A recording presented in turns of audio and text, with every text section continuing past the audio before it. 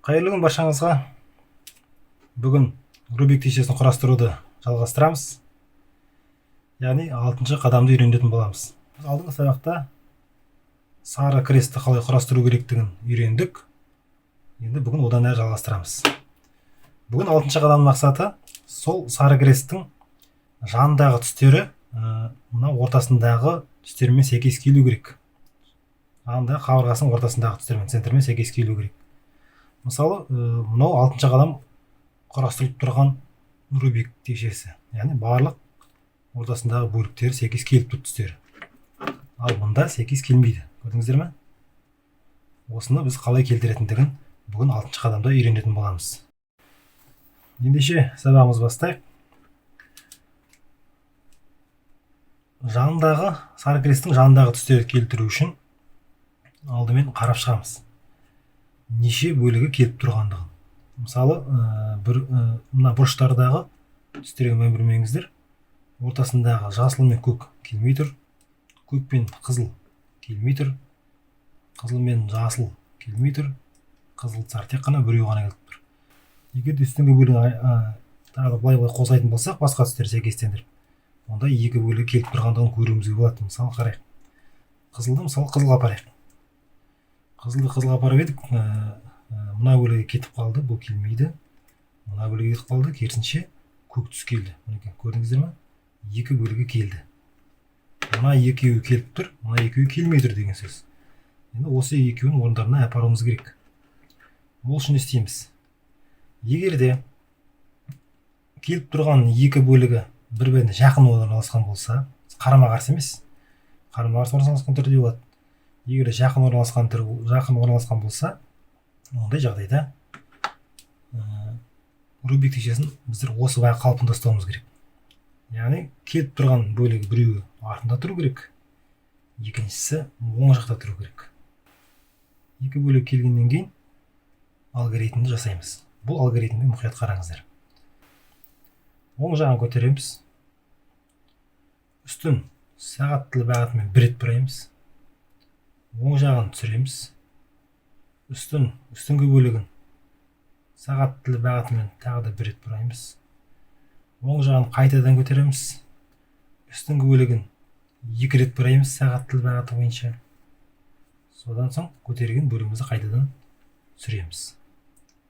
Енді тағы да мына түстерді өзінің орындарына апарып сәйкестендіріп көрейік, келді ме екен. Жасылға апарайық мысалы, үстіңгі бөлігі. Жасыл мен жасыл келді. Қызыл мен қызыл келді, көк пен көк келді, қызыл сары келді. Бұндай жағдайда сіздер өз орындарына түстеріне әкеліп үйрендіңіздер деген сөз. Енді тағы бір екінші жағдай кездесуі мүмкін. Екінші жағдай былай болуы мүмкін. Келіп тұрған бұрыштары бірінің қастарында емес, керісінше қарама-қарсы бағытта болуы мүмкін. Мысалы, жасыл мен жасыл келіп тұр де, мұн жағында көк түс келіп тұр. Қызыл мен қызыл сары келмей тұр. Көрдіңіздер ме? Яғни келіп тұрған бұрышы қарама-қарсы бағытта, келмей тұрғаны қарама-қарсы бағытта. Бұндай жағдайда Рубик тежесін қалай ұстауымыз керек? Мысалы, келіп тұрған жағын біреуін өзіңізге қаратып ұстасаңыз болғаны. Сосын жаңа айтқан алгоритмді жасаймыз. Оң жағын көтереміз. Үстіңгі бөлігін сағат тілімен бағыты бойынша бұраймыз. Көтерген бөлігімізді түсіреміз. Үстін тағы да сағат тілі бағыты бойынша бұраймыз. Қайтадан көтереміз оң жағын. Үстіңгі бөлігінде екі рет бұраймыз сағат тілі бағыты бойынша. Сосын көтерген бөлігімізді түсіреміз. Сосын қараймыз қаншалықты келгендігі.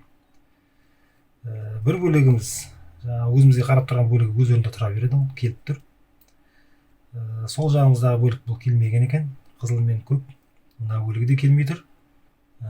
Қызыл сары мен қызыл сары келіп тұр. Енді қарасақ, екі келіп тұрған бұрыш не істеді? Қарама-қарсы тұрады, яғни бір-біріне жақындады деген сөз. Яғни мына бөлік пен мына бөлік бірінің қасында тұр. Егер де екеуі жақын орналасқан болса, сіздер білесіздер бұны қалай істеу керек? Біреуі келіп тұрған бұрыш көрсетейін, мінекей. Біреуі артында тұру керек, біреуі оң жақта тұру керек. Содан соң жаңағы қимылды, жаңағы алгоритмді қайталаймыз. Сол кезде ғана өз орнына келу керек. Қайталап айтамын. Келіп тұрған бөлігі артында тұру керек, және оң жағында тұру керек, яғни саған қарап тұрған бағытында. Сосын жаңағы алгоритмді қайтадан қайталаймыз. Оң жағын көтереміз, үстіңгі бөлігін сағат тілі бағыты бойынша бұраймыз, оң жағын түсіреміз, тағы бір рет бұраймыз, оң жағын көтереміз, үстіңгі бөлігінде 2 рет бұраймыз, сосын түсіреміз. Түсіргеннен кейін қараған кезде мына келмей қалды деп ойлап жүрмеңіздер, өзінің орнына апарасыздар былайынан. Көкті апарасыздар. Мысалы біреуі келді, екіншісі келді, үшіншісі келді, төртіншісі келді. Яғни бүгін сіздер сакрестің жанындағы қабырғаларын өз орындарына қоюды үйрендіңіздер. Құтты болсын. Одан әрі келесі қадамдарды тамашалау үшін арнаға тіркеліңіздер, қоңырау суретін басыңыздар. Назарларыңызға көп рахмет.